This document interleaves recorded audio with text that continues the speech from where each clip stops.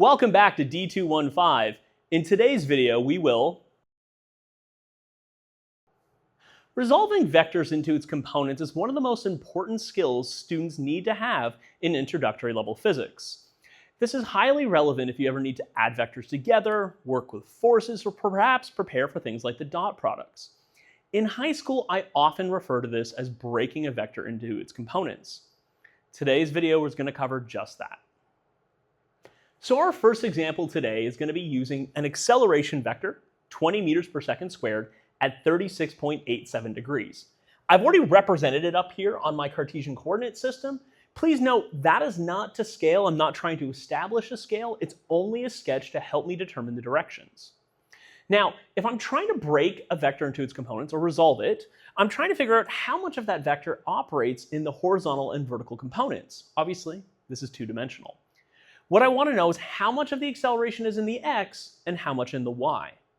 I always find it easiest when trying to understand components to first draw them out. So if I have a vector operating here at 36.87 degrees, remember, positive x is 0 degrees, then I'm going to take my blue marker here and draw a vector connecting the beginning, or the origin, to wherever that vector would end in the x dimension.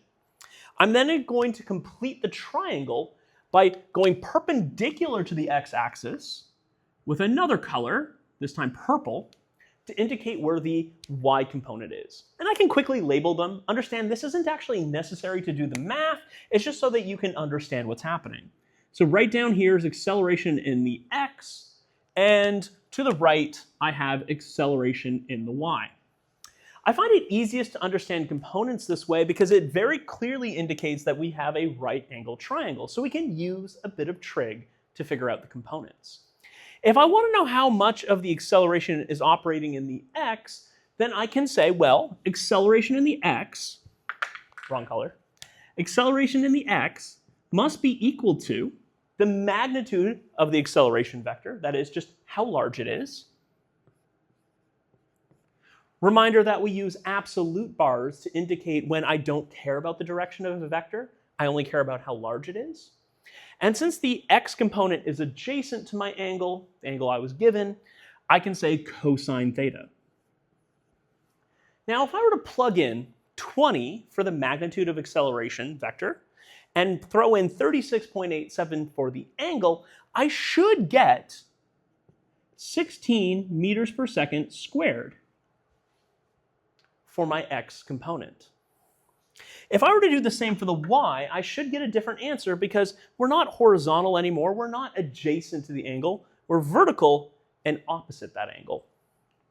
So acceleration in the y must be equal to the magnitude of the acceleration vector, multiplied by sine theta. And when I do the operation out, I should get 12 meters per second squared. What I've just done is determined my horizontal and vertical components. Now, we've talked a lot about different types of notations in some of my other videos, so I will say if you want to put this in unit vector notation, it's pretty simple. All I need to do is say that acceleration vector A, my acceleration vector, is equal to plus 16I hat to represent the x component, and add 12j hat to represent the vertical or y component. Now, because there are units associated with my acceleration vector, put brackets around it, the unit system right there.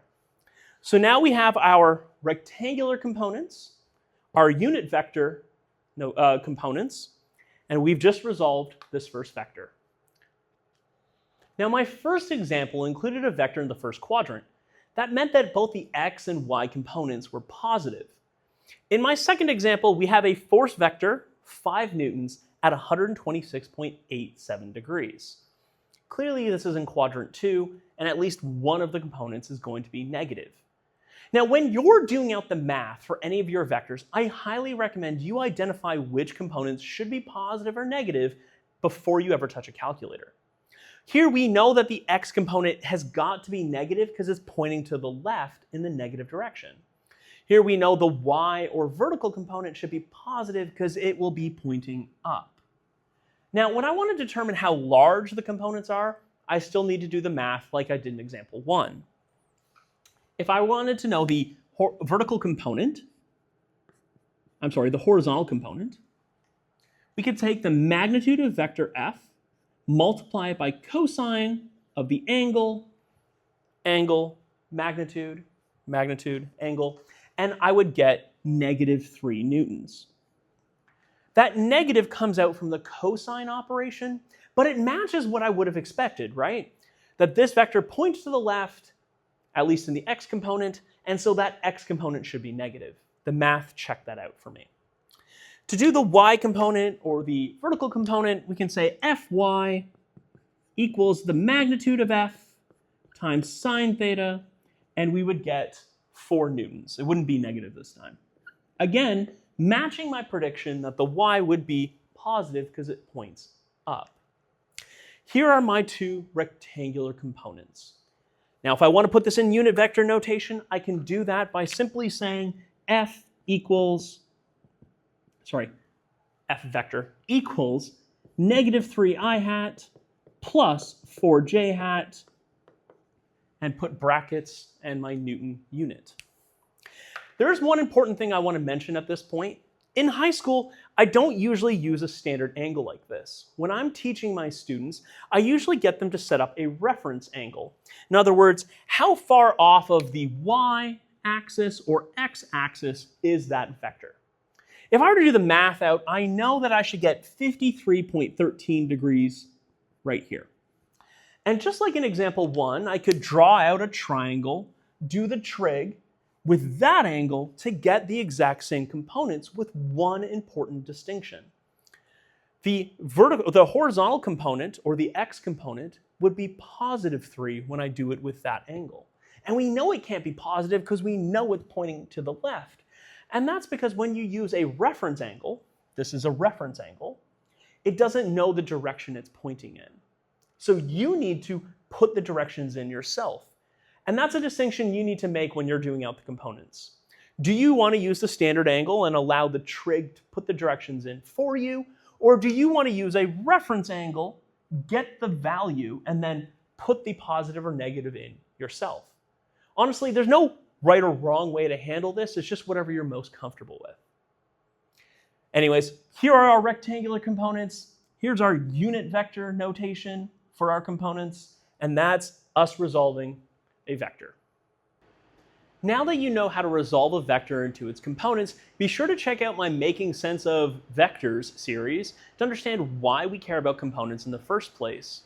And as always, have a wonderful day.